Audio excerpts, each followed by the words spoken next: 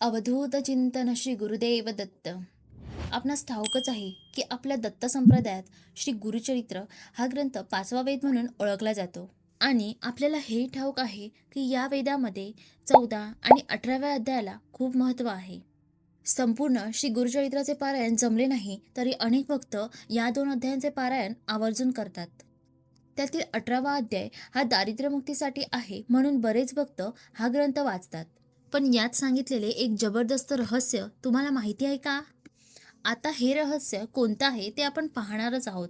पण त्याआधी नेहमीप्रमाणे मी या दत्त परिवाराच्या वतीने श्री गुरुदत्तांच्या पावन चरणी अशी प्रार्थना करते की तुमच्यावर आणि तुमच्या कुटुंबावर सदैव दत्तगुरूंची कृपा राहो आणि तुमचं इच्छित मनोरथ पूर्ण होऊन तुम्हाला निरोगी आरोग्य, सुख, शांती, समृद्धी, संपत्ती, समाधान प्राप्त हो. श्री नृसिंह सरस्वती स्वामी महाराज भिल्लवडीहून कुरवपूर या क्षेत्री आले. कुरवपूरलाच अमरपूर असेही म्हणतात. श्री गुरु रोज दुपारी अमरपुरात भिक्षेसाठी जात असत. खऱ्या भक्तांवर कृपा करीत असत. या अमरपुरात एक गरीब ब्राह्मण राहत होता. तो गावात भिक्षा मागण्यासाठी जात असे. दारी येणाऱ्या अतिथींची पूजा करीत असे. जे घरात असेल त्याची भिक्षा वाढीत असे. त्याची पत्नीसुद्धा दारी आलेल्या अतिथीला मोकळ्या हाती परत पाठवीत नसे. भिक्षान्न, अतिथी सेवा, ईश्वराचे भजन यात ते मोठ्या सुखात होते. एकदा काय झाले, श्री गुरु भिक्षेसाठी त्या ब्राह्मणाच्या घरी गेले. त्या ब्राह्मणाच्या पत्नीने श्री गुरूंना आसन दिले, त्यांची पूजा केली. पण आता यांना भिक्षा काय वाढायची याचा ती विचार करू लागली. घरात तर काहीच नव्हते. बराच विचार केल्यावर तिला युक्ती सुचली. तिच्या दारात एक घेवड्याचा मोठा वेल होता. त्याला खूप शेंगा आल्या होत्या. त्या ब्राह्मणाच्या बायकोने शेंगा काढल्या, त्याची भाजी केली व ती श्रीगुरूंना वाढली. श्रीगुरू प्रसन्न झाले. तुझे दारिद्र्य गेले असा आशीर्वाद त्यांनी तिला दिला व जाताना घेवड्याचे मूळ कापून टाकले.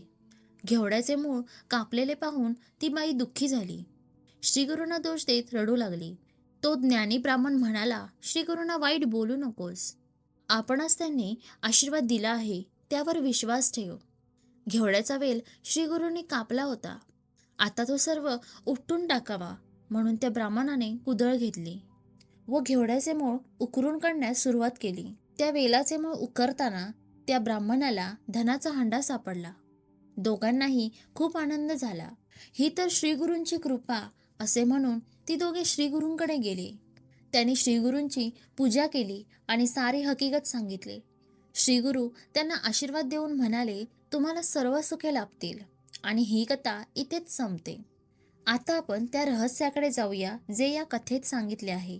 हा अध्याय सांगतो की जीवनात मोठ्या बदलाआधी कठीण काळ येतो. आपली खरी प्रगती होणार असते. जेव्हा आपलं आयुष्य कायमचं बदलणार असतं तेव्हा काही गोष्टी अचानक आपल्याला सोडून जातात.